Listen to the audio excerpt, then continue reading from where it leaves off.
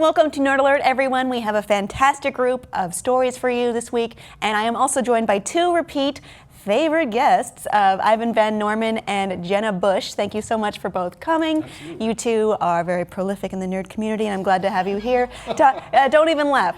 But our first story this week is actually on a very serious note. It is the Virgin Galactic crash of the SpaceShipTwo. We're only beginning to make sense of the story, and it is, of course, a tragedy that one man is dead and one man is seriously injured that were aboard the ship. And Richard Branson has gone on the record of sort of tirading against the press for criticizing him for this. And it's become sort of a question of, is it worth it? Is it too much? Space, like, you know, this is like the first. I think this is the first real death in privatized space at this point. There were, I believe, 3 deaths, but they weren't from a launch. From a launch. It was an accident. I'm not sure exactly what happened, but if you look back and look at the beginning of air travel, if you look at even before planes, if you're talking about like the Hindenburg and the Graf Zeppelins, which were considered like the beginning of air travel, and they thought that was going to take over planes, there were tons of accidents. Yeah, and that's part of development, and especially in regards to progress, like people have to take risks for there to be anything. It makes me think of that when the Higgs boson was first trying to be discovered, and like the Kern couldn't do anything without there being like press everywhere wanting to cover the event, and that just puts a lot of pressure specifically on the people who are trying to make that happen, because they know that every little mistake they make, be it a small one, you know, like a shutdown, or something massive like a death, is just there's no chance that it won't be anything but completely covered, you know. Right, and if you look at like when the space shuttle blew, every accident that they've had, it didn't stop space shuttle. Well, they did stop eventually, but it wasn't that did it. And I mean, it's obviously tragic. It's obviously absolutely horrible. But I don't know if this has changed, but one of the first announcements was that no one, and I believe there were more than 700 tickets sold to do this in the future. I believe it was going to start at first later this year, and then early next year was the... It's going to definitely be pushed back. Yeah, it has to be. It has to be. This investigation is going to take a year, but they're $250,000 tickets, and I don't think anyone had taken their name out. Taken their name out. Yeah, because at the end of the day, this is about progress. Right. And it's terrible what would happen with it, and I agree, there's nothing worse than losing a pilot and seriously having someone else injured. But there's I just feel like they all signed up for it, right? You know? They weren't Virgin employees, they were Scaled Composite, which was a client company. But I can't be sure what they were thinking, but I feel that if you are agreeing to this and you're aware of the risks and you know what's going on. You know what's going on. That isn't to say, though, I think the only counterpoint to this is that absolutely, because something bad happened, the year investigation should be done. They should make sure double, triple, quadruple check all the systems so that it doesn't happen again.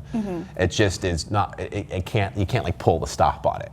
Well, there has been some very strong criticism, particularly from former Washington Post reporter Joel Glenn Brenner, who said that the enthusiasm wasn't matched by the technology, that this was I think it accepted plastic fuel and they were substituting rubber fuel, and that it was not as stable as they had said it was. The enthusiasm far outweighed the level of, I suppose, competency that was behind that. That is what he was saying. And then the energy, like that they basically cut corners because people were so excited about it happening? Perhaps it was overhyped, is what that former reporter is saying. And then we have Doug Messier, managing editor of space news website Parabolic Arc, saying, like, I need you to know that this was never going to space, because we have a loose definition of where does space start? Where does the atmosphere end? NASA has their own definition, and then of course, you know, the space jumps, like with Felix Baumgauer, the Google executive. Were those technically space? It's by certain definitions, yes. By other definitions, no. So it's. I think that's not entirely clear. That's splitting hairs. I think at that point, because space or high atmosphere. At this point, like, you're still using a lot of energy to get up. there, you know? And actually, there was a recent report, and we don't, I mean, the investigation's just started, so we have no idea, I mean, what they're going to find out, but that it was that the pilot that was killed moved the unlocking device early. Oh, okay. But again, we don't know. That's just the latest report I saw right before we shot this. So, and you know, there's a lot of celebrities involved in this. There are a lot of celebrities that have signed up, including Justin Bieber, Ashton Kutcher, Leonardo DiCaprio, Stephen Hawking. So I think that's also part of this, that, you know, people are wondering if they're going to pull out or they're going to keep this going. And look, like I said, there's been, anytime there's new technology that involves lots of explosives, there are going to be accidents. But I don't think that could ever stop this moving forward. Right. No, and I think It makes money. It's not going to stop. It also helps with progress. Right. I mean, not necessarily in the same way NASA might, because Right. this is a capitalistic venture at heart. I need to correct myself earlier. I mixed up the rubber and plastic-based fuels, so I apologize for that. Okay, sure. Just needed to put that correction in there, commenters. But I do I do agree with you that, yes, in the nature of emerging technologies and emerging innovation, these things have happened, and they are tragic, but perhaps if the people involved are willing to make that sacrifice, it is worth it.